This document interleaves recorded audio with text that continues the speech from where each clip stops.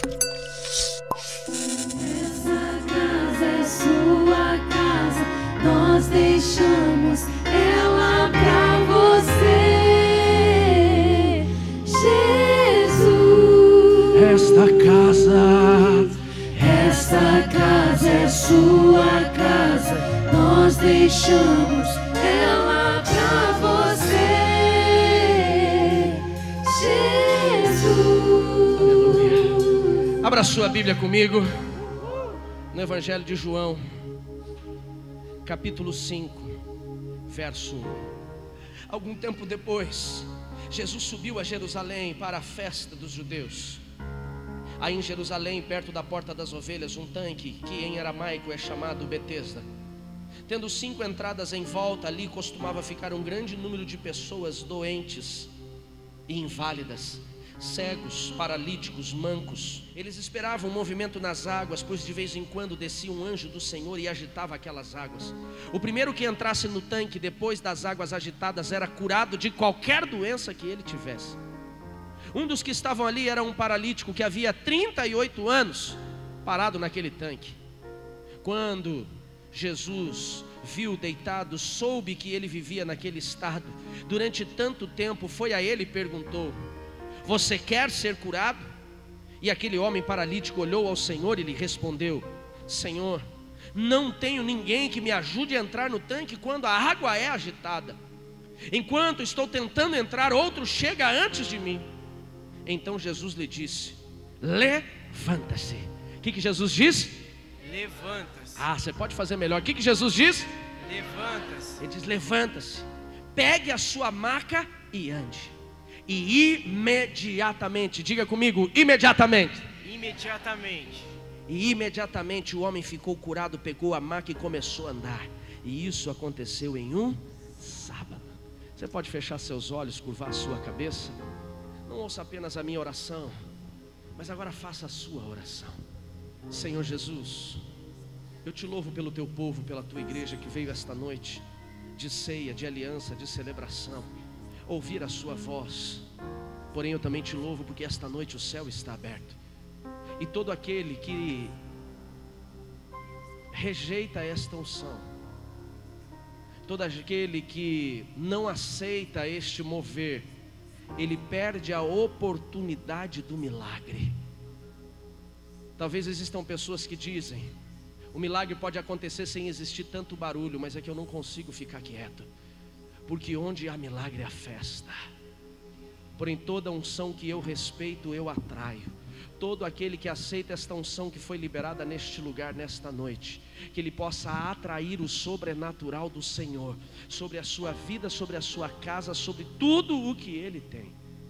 E que a tua palavra, Deus, liberada a partir de agora sobre este altar, ela possa trazer vida para todos nós, instrução e direção para todos nós. É a minha oração em teu nome. Aquele que concorda, diga aleluia.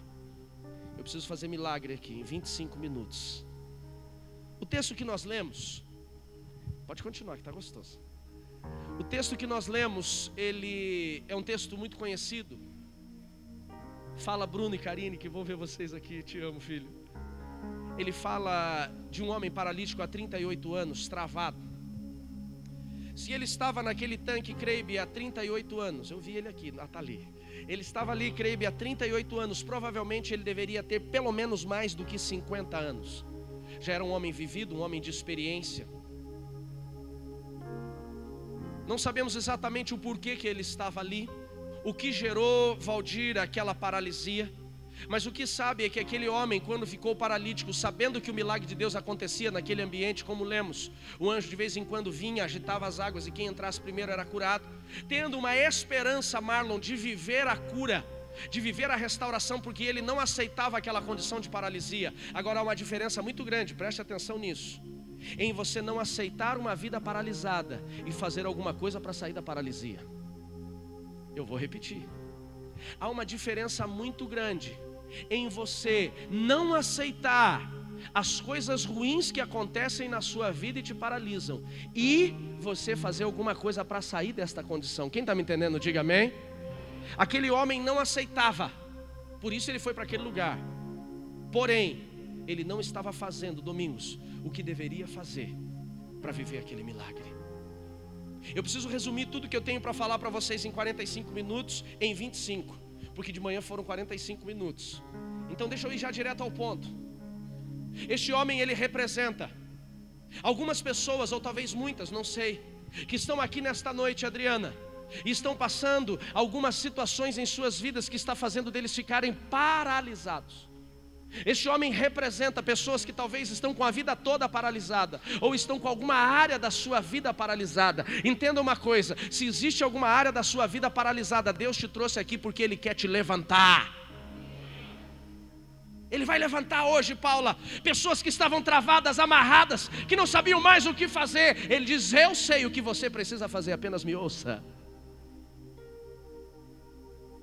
Aquela paralisia daquele homem não deixava ele fazer nada na vida dele. Tudo que ele ia fazer, ele dependia dos outros. Tudo que ele precisava, os outros precisavam fazer, ajudar. Os outros precisavam conduzir. Se esse homem precisasse ir ao banheiro, precisava de ajuda. Hoje nós temos cadeiras de rodas até automatizadas. Naquela época não. Um paralítico naquela época, se ele fosse paraplégico, sabe o que ele fazia? Ele dobrava as suas duas pernas dessa forma aqui. Alguns até amarravam essas pernas. Pegava 2 tocos de madeira. Eu tenho que fazer. E ele andava assim, ó.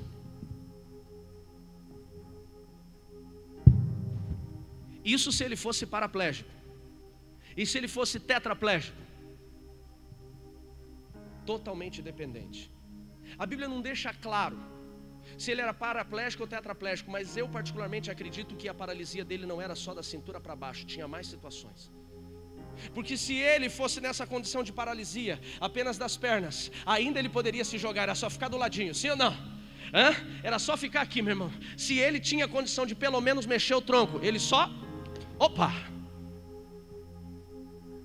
Mas nem isso ele podia fazer.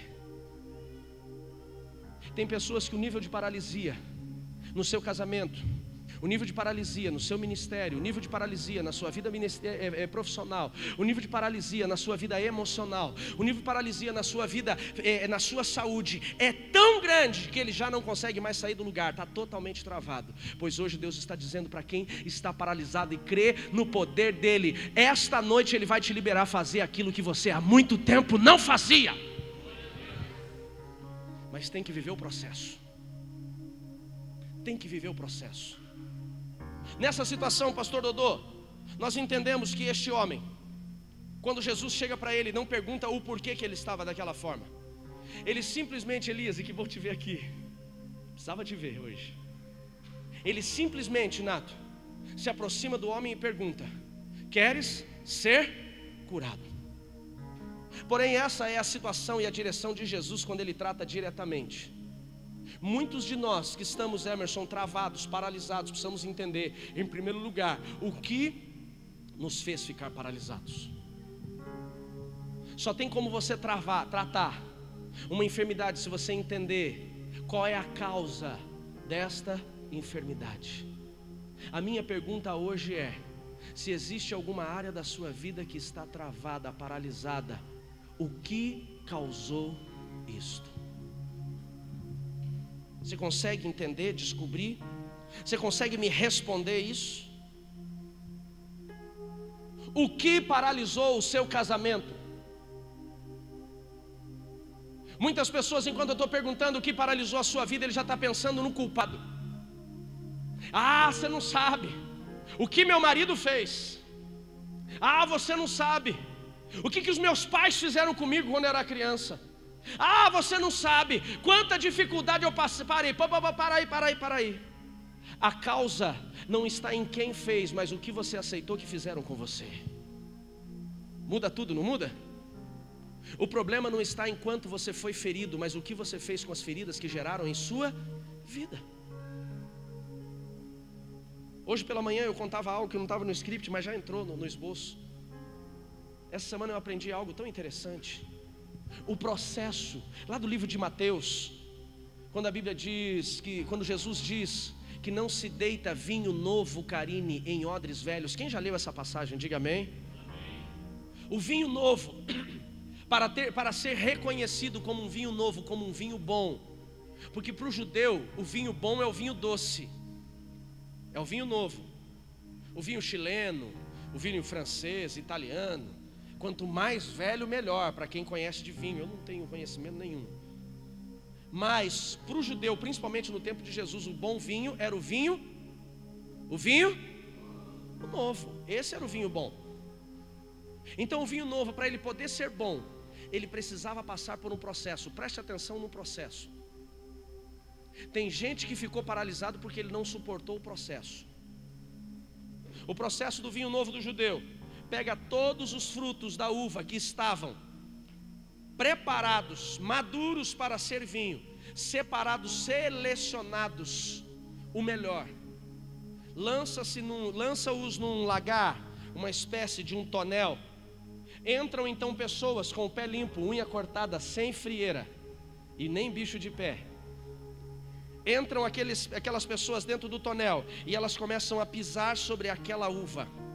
E elas começam a espremer a uva. Eu ouvi algum tempo atrás alguém dizendo que na verdade precisa ser o pé, não pode ser madeira, não pode ser outra coisa, porque o pé que tem a pressão exata para que o fruto saia o néctar necessário. Não sei, mas continuamos. Vai nessa, amassando aquela uva, espremendo aquela uva. Eu pergunto para você, para a uva é bom ou é ruim? Para a uva é bom ou é ruim? Sabia que tem coisas que eu e você, para vivermos o que Deus tem nas nossas vidas e sermos usados da forma que Deus quer nos usar, teremos que passar pelo processo de ser pisado? Ai, a gente não gosta disso, né? A gente só gosta da vitória. Deus te levanta nesta noite, o povo celebra quando fala, mas Deus diz que você vai ter que ser pisado. Você fala, não é de Deus, é o diabo. Quem não pode pisar em você é o diabo. Pastor, ser pisado o que é? É processo de ser espremido. Não é ser humilhado apenas, é ser espremido, ser apertado. Tem gente aqui nesta noite, deixa eu ser boca de Deus na sua vida. Quem crê que ainda existe profeta nessa terra, dá um glória a Deus. Tem gente que está aqui nesta noite, que está sendo espremido e você está perguntando por quê. Deus diz, porque eu preciso te tratar para onde eu vou te levar. Agora, se a uva fugir do tonel, vira vinho. Então não foge do espremer. Para de fugir. Porque em algum momento você vai ter que voltar para esse lugar. O problema, sabe o que é? É que às vezes nós fugimos tanto que apodrecemos. E aí uva podre, Antônio, não vira vinho. Se você fugir do processo. Olha Deus falando diferente do que falou de manhã hoje. Na verdade não é, totalmente diferente. Por quê? Porque quem estava de manhã tinha que ouvir uma coisa, quem está à noite tem que ouvir outra, amém, queridos? Se você está passando pelo processo de ser espremido, não foge do lagar, fica firme, porque é aí que Deus vai te tratar, preparar, para te fazer honrado, para te fazer próspero, para te fazer abundante. Posso ouvir um glória a Deus por isso?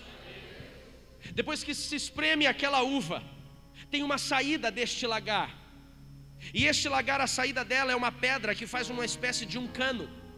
E quando começa a sair o néctar da uva, o suco da uva, eles colocam ou um recipiente, mas na maioria das vezes eles colocam um odre. O que é um odre? O odre é uma sacola de couro. Você já deve ter visto em alguns filmes antigos. Uma sacola de couro, ela é costurada para que não venha vazar o líquido dali de dentro. Ela é bem tratada, bem trabalhada para ali segurar o que precisa ficar ali dentro.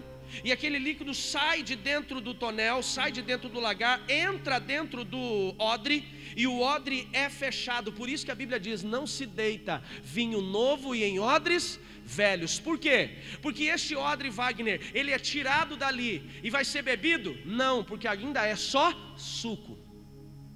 Ele é levado para um lugar, colocado numa prateleira, e lá na prateleira ele fica para fermentar o vinho. Primeiro é pisado, depois é movido. Tem gente que Deus está movendo sua vida, está movendo áreas da sua vida, está mexendo em você como se fosse uma peça em um jogo, tirando daqui, colocando ali. Não estou dizendo de igreja, porque onde Deus te plantou, Ele vai te fazer florescer, amém, queridos? Entenda isso, estou dizendo aqui, você que é membro daqui, Deus te plantou aqui, amém, queridos? Porque já tem gente que o cara ouve e fala assim, ó, pastor deu a dica, estou indo embora, né? Não pega a minha palavra e faz o que você quer, não. Faça aquilo que Deus te dirigiu a fazer. Amém, queridos? Depois ele é movido. Ele é tirado daquele lugar, colocado no odre. E ele é colocado num lugar apertadinho. Lá era grandão, aqui é apertadinho. E ele vai fermentar. Ele vai ser deixado na espera. Talvez tem gente aqui que já não está mais no processo de ser espremido, mas está no processo da prateleira. E você está dizendo, por que está demorando tanto? Não está demorando tanto, está apenas passando no tempo que Deus quer que você passe. É o tempo dele. Se você adiantar, perde o vinho. Se você atrasar, estraga o vinho. Tem que ser, Cris, no tempo certo. Por isso que o odre tem que ser novo, Sandro. Porque se o odre estiver ressecado, aquele vinho começa a fermentar. Quando começa a fermentar, o que ele começa a fazer? Estufar. Começa a aumentar o volume que está ali dentro. E se o odre estiver seco, já tiver sido usado antes, ele tiver com o couro ressecado, quando o vinho começa a fermentar, o que acontece? Pá! Acordei quem estava dormindo. Arrebenta o odre. Não se deita vinho novo em odres velhos. Se deita vinho novo em odres novos, para que os odres venham suportar o processo. Agora eu pergunto para vocês, acabou aqui? Meu Deus, o povo estava tão no reteté, já acabou o fogo já, meu irmão? Acabou aqui? Não. Qual é a última fase? A última fase é essa, Sebastião. Pega-se o odre, abre-se o odre e derrama-se o vinho na taça. Esse é o último processo. Se experimenta. Se tiver doce, o vinho está preparado. Mas se tiver amargo, só tem duas saídas: ou vira vinagre, ou vai para o lixo. Por que eu falei tudo isso, Séfora? Porque tem gente que ficou paralisado no meio do processo. Bateram em você, humilharam você, espremeram você, mudaram você, tiraram você do seu ambiente de conforto. E tudo isso Deus permitiu para quê? Para te preparar para ser honrado. Mas você se estragou no meio do caminho. Ninguém bebe vinho azedo. Ninguém bebe vinho amargo. Principalmente na cultura do judeu, o vinho tem que ser doce. Agora, aqueles que suportaram as humilhações, os trancos, as pancadas, e mesmo depois de tudo isso continua doce, esse Deus vai honrar. Pastor, você não sabe o que fizeram comigo. Não importa o que fizeram com você, o que importa é o que você está fazendo com o que fizeram com você. O que te paralisou? Pessoas? O que te paralisou? Acidentes? O que te paralisou? Desobediência?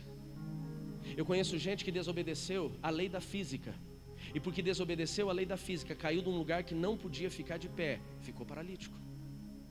Eu conheço gente que ficou paralisado, que ficou paralítico, porque outro quebrou a regra, quebrou o princípio. E o outro que quebrou o princípio, bateu no carro dele, ele ficou paralítico. Só que eu conheço gente que ele quebrou o princípio, ele quebrou a regra, era para andar a 110, ele andou a 160, bateu, ficou paralítico. Então nós podemos ser paralisados porque os outros geram paralisia em nós, mas também podemos ficar paralisados porque nós geramos a paralisia. Mas sinceramente, o que eu creio hoje, Fran, é que não importa o que gerou a paralisia em você hoje, Deus quer te levantar. Segunda lição que eu aprendo nesse texto, preciso ir mais rápido. A Bíblia diz que aquele paralítico, quando é encontrado por Jesus, Jesus vai até ele e ele está deitado. Eu fico imaginando a cena que Jesus ele se prostra perto daquele paralítico, estende a mão para aquele paralítico e começa a conversar com aquele homem.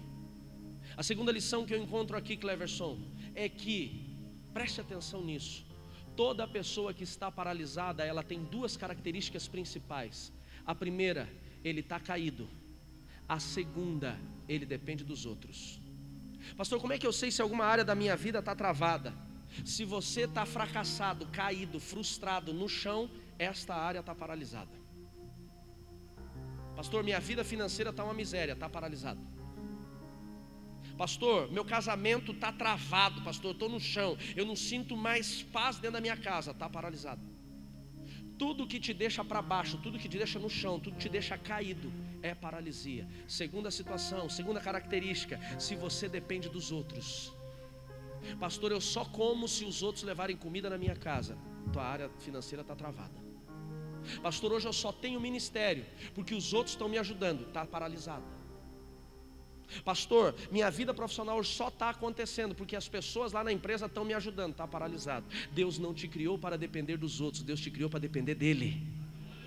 Pastor, mas a Bíblia diz, é melhor serem dois do que um. Sim, não sempre. Em algumas situações. Não sempre. Uma das batalhas de Davi, ele está lutando. Ele é apenas um dos valentes. Ele luta aqui e o outro, eu não vou chamar ninguém para fazer isso agora porque está filmando, né? E o outro lutando aqui. Eu vou chamar, venha pastor Rodolfo, venha. A gente não luta, tá? Melhor não, vem pastor, venha, mas a gente não luta. De manhã, meu irmão, pensa no mico que a gente pagou, né? Melhor não. Ele já subiu desenchavido já, né? Está lutando um aqui, Davi lutando desse lado aqui, e o outro valente lutando daquele lado. O que acontecia? Os inimigos começaram a cercar. O inimigo começou a atacar a retaguarda do valente, a retaguarda dele. Então Davi levantou uma estratégia antiga do mundo de guerra. Ele falou para o seu amigo, chega perto. E eles se aproximaram, ele falou, agora a minha retaguarda é tua, e a tua retaguarda é a minha. Então eles começaram a lutar, e onde eles viravam, um estava lutando pelo lugar do outro. Então existem situações que você vai depender de alguém para lutar com você, amém, queridos? Isso é melhor estar em dois do que um. O problema é que tem gente que ele já não está mais lutando, ele está sendo arrastado, e fica difícil. Não tem como. Deus não te criou para ser arrastado por ninguém. Ele te criou para você ficar de pé.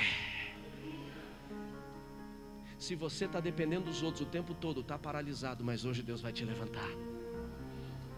Terceira lição que nós entendemos na vida deste homem.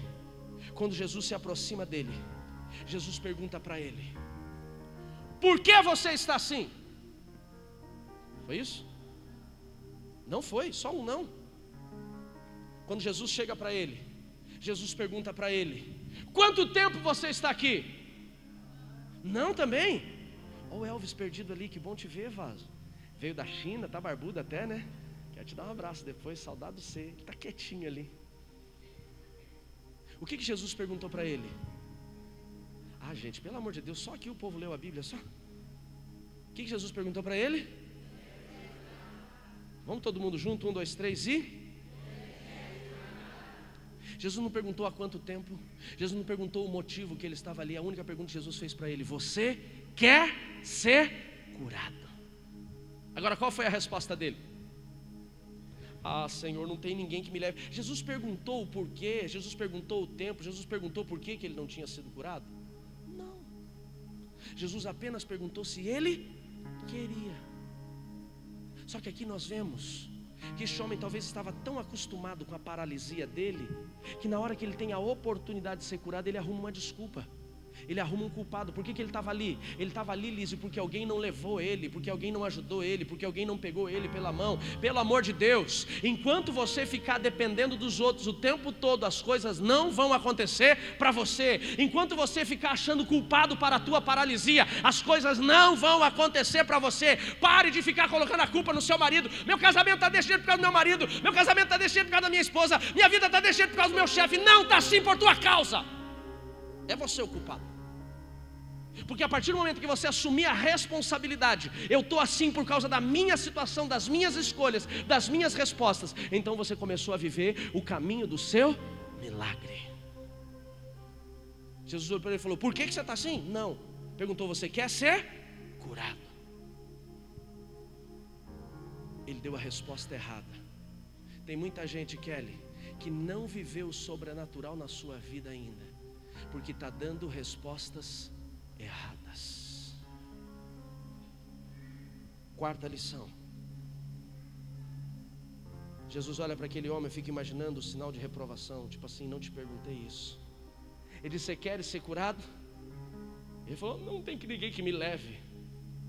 Jesus fitou bem os olhos nele, Claudinha, e falou: levanta.